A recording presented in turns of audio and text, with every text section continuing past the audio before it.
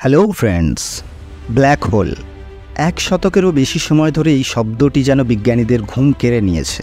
বিজ্ঞানীরা বলেন এটি বালির কণার থেকেও ছোট্ট, আবার সূর্যের থেকেও কয়েক গুণ বড় হতে পারে। মহাকাশের দানব এই ব্ল্যাক হোল কিছুটা ভ্যাকুয়াম ক্লিনারের মতো, যা তার আশেপাশে গ্রহ নক্ষত্র সব কিছুকে গ্রাস করে নিতে পারে। এমনকি আলোও এর হাত থেকে মুক্তি পায় না। তোমরা শুনলে অবাক হবে, আমাদের আকাশগঙ্গা ছায়াপথেও এই রকম ব্ল্যাক হোল আছে। তাহলে কি সূর্য এবং পৃথিবী সহ সকল গ্রহ একদিন ব্ল্যাক হোলে তলিয়ে যাবে? জানব আজকের ভিডিওতে এবং এর পরবর্তী এপিসোডগুলিতে। আর মহাকাশের ব্ল্যাক হোল নামের এই দানব সম্পর্কে যদি জানতে আগ্রহী হও, তাহলে চ্যানেলটিকে সাবস্ক্রাইব করতে ভুলো না। অ্যালবার্ট আইনস্টাইনের সাধারণ আপেক্ষিকতার তত্ত্ব অনুসারে ব্ল্যাক হোল হল মহাকাশের এমন একটি বিশেষ স্থান যার মাধ্যাকর্ষণ শক্তি এতই প্রখর যে তার হাত থেকে কোনো কিছুই পালাতে পারে না, এমনকি আলোকরশ্মিও এর হাত থেকে মুক্তি পায় না। আর তোমরা নিশ্চয়ই জানো, যে বস্তু আলো প্রতিফলন করে না তাকে খালি চোখে দেখা যায় না, তাই আমরা মহাকাশে খালি চোখে এদের দেখতে পাই না। এর নাম হোল বলা হলেও আসলে এটা কোনো ফাঁকা স্থান বা কোনো গর্ত নয়। অন্যান্য জ্যোতিষ্কের মতোই ব্ল্যাক হোলও গোলাকারই হয়। এর ভিতরে খুব ছোট্ট একটি জায়গায় বিপুল পরিমাণে পদার্থ জমাট বেঁধে আছে, যার ফলে এর ভর হয় অত্যন্ত বেশি এবং এর ঘনত্বও হয় অকল্পনীয়। আর আমরা জানি কোনো জ্যোতিষ্কের মাধ্যাকর্ষণ শক্তি নির্ভর করে তার ভরের ওপর।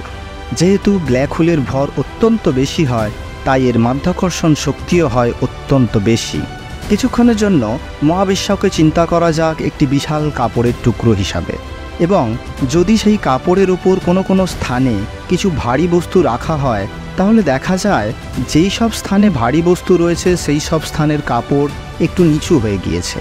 এই একই ঘটনাটি ঘটে মহাবিশ্বের ক্ষেত্রে। মহাবিশ্বের যে সমস্ত স্থানের ভর অকল্পনীয় পরিমাণ বেশি, সেই সব স্থানে এই রকম গর্ত আছে। আর জল যেমন নিচু স্থানের দিকে প্রবাহিত হয়, তেমনি মহাকাশের ব্ল্যাক হোলের কাছাকাছি যা কিছু আছে সবই এই ব্ল্যাক হোলে পড়ে যায়। প্রতিটি গ্যালাক্সির স্থানে স্থানে কম বেশি ব্ল্যাক হোলের অস্তিত্বের কথা জানা যায়।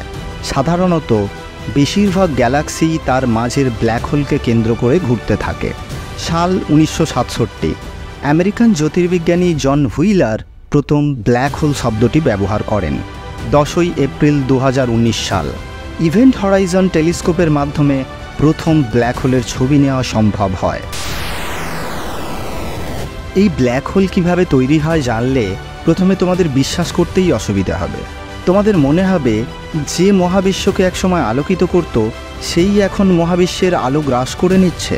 প্রিয় দর্শক, তোমরা নিশ্চয়ই জানো যে রাসায়নিক বিক্রিয়ার মাধ্যমে প্রতিটি নক্ষত্র জ্বলে তাকে নিউক্লিয়ার ফিউশন বলা হয়। এই প্রক্রিয়ায় দুটি হাইড্রোজেন অণু পরস্পরের সাথে যুক্ত হয়ে একটি হিলিয়াম অণু গঠন করে। এই প্রক্রিয়ায় প্রচুর তাপশক্তি, আলোকশক্তি ও বিভিন্ন ধরনের তেজস্ক্রিয় বিকিরণ সৃষ্টি হয়। কিন্তু নক্ষত্রের জ্বালানি অর্থাৎ হাইড্রোজেন শেষ হয়ে গেলে তাদের নিউক্লিয় বিক্রিয়া বন্ধ হয়ে যায় এবং শেষে নক্ষত্রটি মারা যায়। By the way, black hole সম্পর্কে জানতে হলে প্রথমে জানতে হবে চন্দ্রশেখর সীমা কী। ভারতীয় বিজ্ঞানী সুব্রমণিয়াম চন্দ্রশেখর প্রথম বলেন, যে সকল নক্ষত্রের ভর সূর্যের ভরের 1.4 গুণের বেশি, তারাই কেবলমাত্র ব্ল্যাক হোলে পরিণত হবে। পদার্থবিজ্ঞানে এটি চন্দ্রশেখর সীমা নামে পরিচিত। আর যে নক্ষত্রের ভর চন্দ্রশেখর সীমার নিচে হবে, তারা ব্ল্যাক হোল না হয়ে হোয়াইট ড্রফ বা শ্বেতবামনে পরিণত হবে।